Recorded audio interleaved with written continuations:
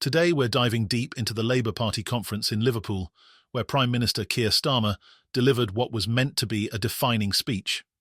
However, instead of a triumph, his keynote address has been ripped apart by critics, including a body language expert who called it one of the worst they've ever seen. We're going to dissect Starmer's performance, the fallout from his controversial pylon plan, and the fierce backlash over Labour's decision to cut winter fuel payments for millions of pensioners. But before we get into the juicy details, make sure to hit that like button and subscribe for more breaking political content that keeps you in the loop. Let's get started. The Labour Party conference is always a crucial event, but this year's gathering in Liverpool was especially significant. Just 3 months after Keir Starmer's landslide general election victory, the pressure was on for him to prove that Labour is the party that can lead Britain through its economic and social challenges. Starmer, now in his role as Prime Minister, took to the stage to deliver what should have been a moment of clarity and vision for his supporters. But things quickly went sideways. According to renowned body language expert Darren Stanton, the first signs of trouble appeared within seconds of Starmer's speech. Stanton pointed out that Starmer flashed a masking smile, a smile designed to conceal nerves and anxiety rather than exude genuine confidence.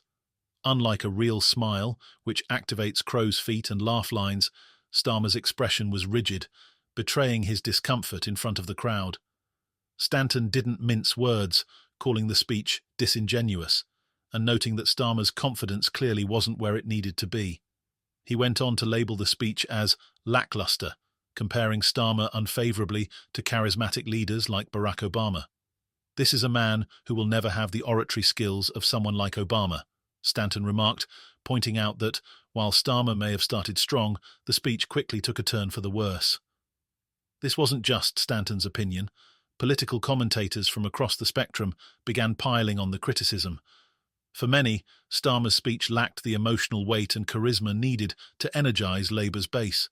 It seemed like a missed opportunity for the Prime Minister to solidify his leadership and bring a renewed sense of purpose to the party.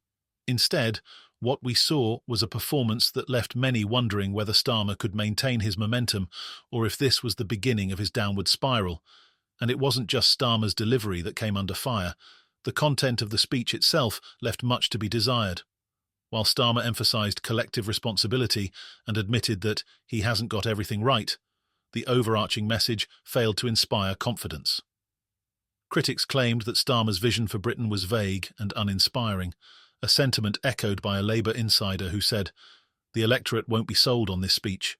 Indeed, many Labour voters, especially those who had hoped for a more progressive agenda, felt underwhelmed by what they heard. As the conference ended, it became clear that Starmer's performance would not be remembered as a high point of his career, but rather a stumble in what could be a long road ahead. Amid the lacklustre reception of his speech, one policy proposal from Starmer stood out and sparked significant controversy: Labour's pylon plan. The Prime Minister used his keynote address to defend Labour's decision to roll out more overground pylons as part of their broader strategy to reduce energy costs for British households. On the surface, this might seem like a logical move, especially with energy prices continuing to squeeze the average UK household. The current annual bill for gas and electricity sits at around £1,568, and Ofgem's new price cap is expected to add an additional £149 to that figure starting in October. Starmer argued that expanding overground pylons would help bring down costs in the long run, stating, "If we want cheaper electricity, we need new pylons overground. Otherwise, the burden on taxpayers will be too much to bear." However, the reaction from local residents and environmental groups was swift and furious. The prospect of towering pylons, some as high as 190 metres, dotting the British countryside, has caused an uproar, particularly in rural communities. Local councils and MPs have already raised concerns about the impact on the landscape, with many fearing that the pylons will not only ruin the visual beauty of the countryside, but also devalue nearby properties. One vocal critic, a local councillor from East Anglia, called the plan an environmental disaster waiting to happen, while others have pointed out that the government hasn't done enough to explore underground alternatives, which could be less intrusive, albeit more expensive. But Starmer didn't stop there. In addition to the pylon plan, he announced that Labour's state-run green energy company, GB Energy, would be headquartered in Aberdeen. Starmer framed this as a key part of Labour's green energy revolution, stating, "The future of British energy will be powered by the working people of the Granite City." While this move may appeal to those in the renewable energy sector, it did little to calm the fears of those who oppose the pylon initiative. The backlash is growing, and it's not just environmentalists who are speaking out.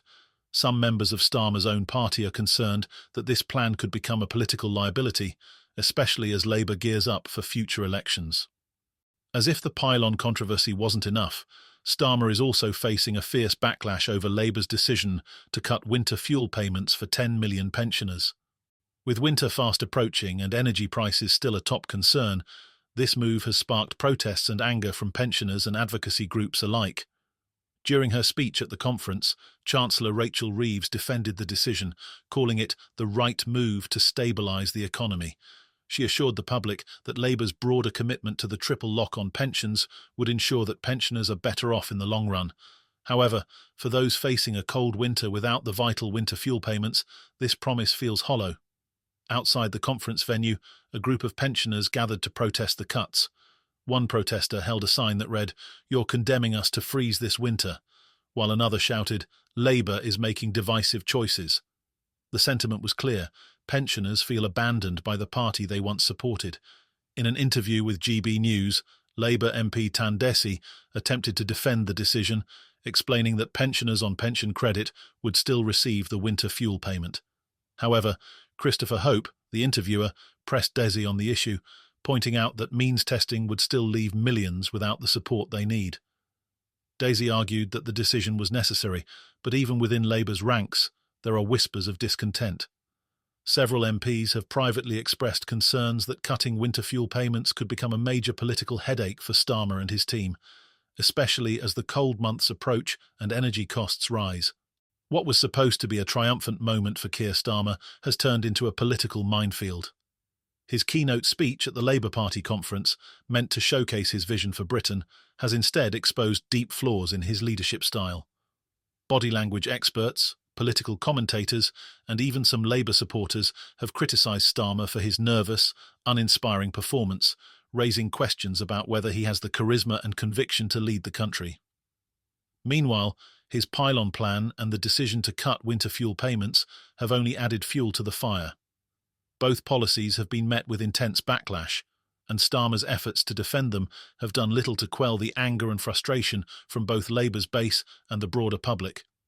As Starmer continues to navigate these turbulent waters, one thing is clear: the honeymoon period of his prime ministership may already be coming to an end.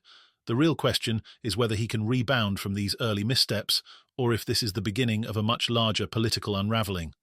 Let us know what you think in the comments below, and don't forget to like and subscribe for more in-depth political analysis.